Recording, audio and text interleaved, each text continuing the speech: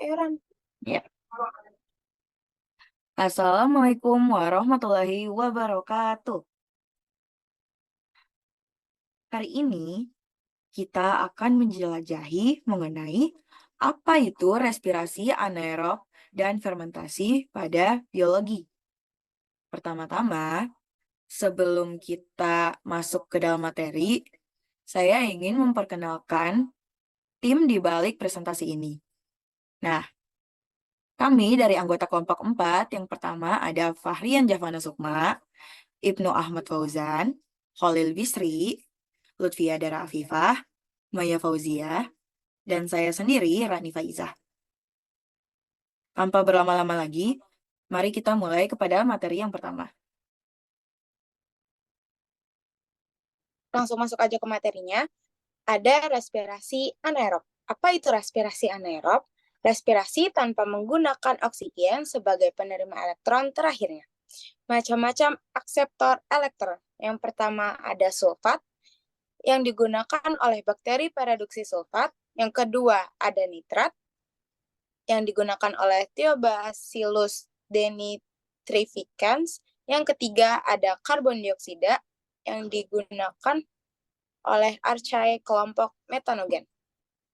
Selanjutnya ada fermentasi, yang dibagi menjadi dua, ada fermentasi alkohol dan fermentasi asam laktat.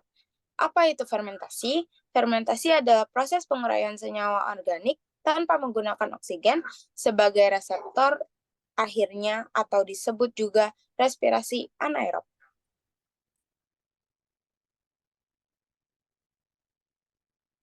Selanjutnya saya akan menjelaskan tentang fermentasi alkohol.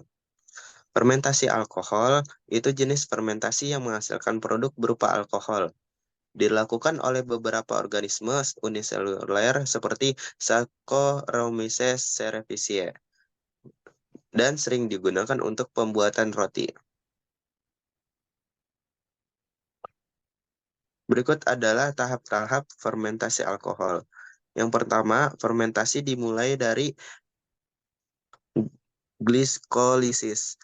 Dimulai dari glukosa dan mengalami glikolisis menjadi 2 asam pirufat dan kemudian menjadi 2 NADH. Selanjutnya, asam pirufat berkurang 1 karbonnya menjadi 2 asetaldehid. Kemudian, ia akan direduksi oleh NADH yang dihasilkan dari glikolisis. Sehingga NADH kehilangan elektron dan ditangkap oleh 2 asetaldehid.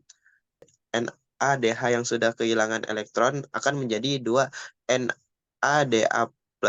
Kemudian kembali dan mengalami glikolisis kembali. Hasil dari 2 etanol dan 2 ATP dan 2 CO2 biasa digunakan dalam pembuatan roti, tape, dan minuman beralkohol. Selanjutnya di sini kita ada fermentasi asam laktat. Nah, fermentasi asam laktat ini sebenarnya nggak jauh beda dari fermentasi alkohol. Nah, fermentasi ini berawal dari bahan glukosa yang kemudian mengalami glikolisis sehingga menghasilkan 2 asam pirufat, 2 ATP, dan juga 2 NADH. Nah, di sini seperti yang kita ketahui, asam pirufat itu memiliki 3 atom karbon. Nah, kemudian mengalami reduksi oleh 2 NADH hasil glikolisis untuk menghasilkan 2 asam laktat. Di sini itu nggak ada pelepasan karbon dioksida seperti pada fermentasi alkohol, dikarenakan 2 asam pirufat ini memiliki rantai karbon yang berjumlah 3, sedangkan asam laktat juga memiliki rantai karbon yang berjumlah 3, sehingga habis. Setelah kehilangan elektron, NADH akan berubah kembali menjadi 2 NAD+, dan digunakan kembali untuk proses glikolisis.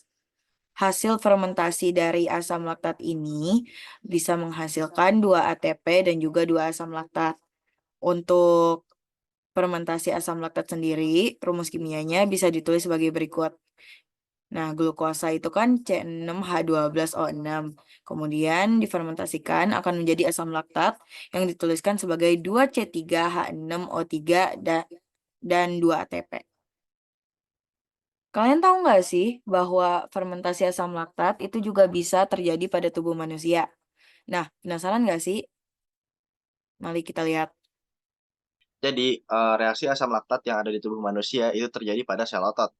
Nah, dalam keadaan tertentu, tubuh kita ini bisa melakukan fermentasi asam laktat. Mulai, misalnya saat kita berlari, tentunya kan tubuh kita kan bakal pakai energi tuh. Nah, ternyata pasokan oksigen di tubuh kita ini kurang nih. Sementara sel otot harus tetap bentuk energi. Akhirnya, sel otot kita berpindah jalur untuk menghasilkan energi. Yang tadinya dari respirasi aerob yang menggunakan oksigen, ia akan pindah ke jalur fermentasi asam laktat, supaya energi tetap dibebaskan untuk kegiatan kita olahraga. Karena sel tubuh kita melakukan fermentasi asam laktat, jadinya asam laktat di sel otot kita akan menumpuk. Nah, jadinya asam laktat kita akan dibawa oleh darah ke hati, di mana asam laktat itu akan dikonversi menjadi asam pirufat. Nah, hasil dari fermentasi asam laktat ini, seperti yang saya sebut tadi, itu ada 2 asam laktat dan juga 2 ATP. Fermentasi asam laktat ini biasa kita temukan dalam proses pembuatan yogurt dan juga proses pembuatan keju. Kalian penasaran nggak sih perbedaan antara fermentasi asam laktat dan juga fermentasi alkohol? Mari kita simak.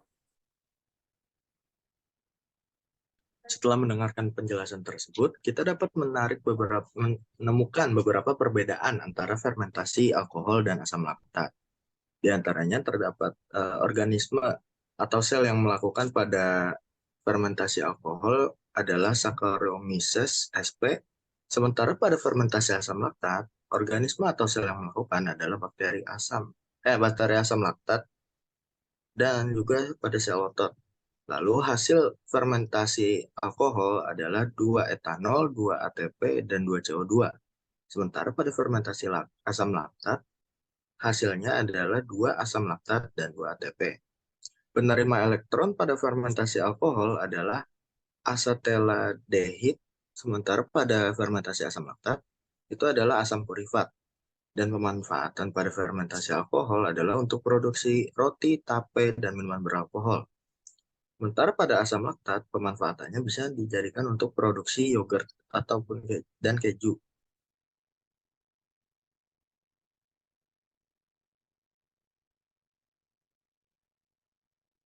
Kesimpulan dari materi respirasi aerob adalah menghasilkan energi yang lebih sedikit daripada respirasi aerob adalah karena dua hal, yaitu pertama, respirasi anaerob tidak mempunyai oksigen yang dapat berguna sebagai akseptor hidrogen. Dan kedua, hasil respirasi anaerob merupakan karbon yang masih reduktif sehingga harus diubah lagi. Nah, sekian dari presentasi kami. Terima kasih semuanya. Dadah. Dadah. Dadah. Selamat istirahat. Oh, tidak.